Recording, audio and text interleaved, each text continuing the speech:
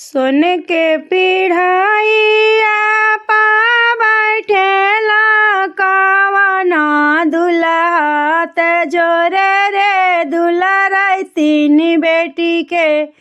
साथ आए लाला नवाय रे जोरे रे दुलाराई तीन बेटी के साथ रे लाला नवा तहवा बेटी के पापा देला कन्यादानवा रे आमा के नैना डूरे निराय लालना जहाँ बेटी के पापा देला कन्यादानवा रे जहाँ आमा के डरे निराय रे तहावाया हम के डरे निराय लालना बड़ा रे संकटा समधि दियावा के पोसली अरे कोई से के रखब बेटी हमारा लालना रे कोई से रखब बेटी हमारा लालना बड़ा संकट से बाबू दिया हम पलली अरे कोई से के रखब बेटी हमारा लालना रे तनी कहाँ में बतलाई रे लालना रे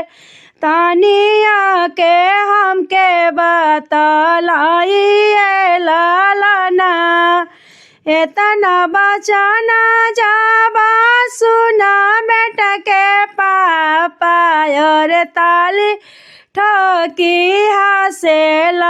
ठाई रे लालना इतना बचना जाबा सुने बेटा के पापा रे ताली ठोकी हसे ठाई रे लालना राउर दियवा समधि घरवा के लक्ष्मी रे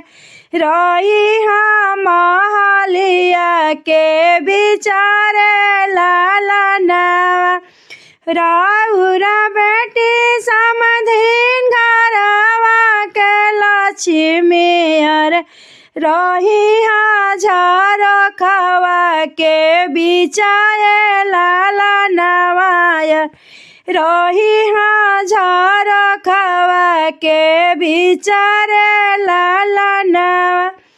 सोन के पिढ़ाइया पा बैठेले कवन दुल्हा जोर सुंदर बेटी के साथ रे लालना जोर सुंदर बेटी के साथ रे लालना।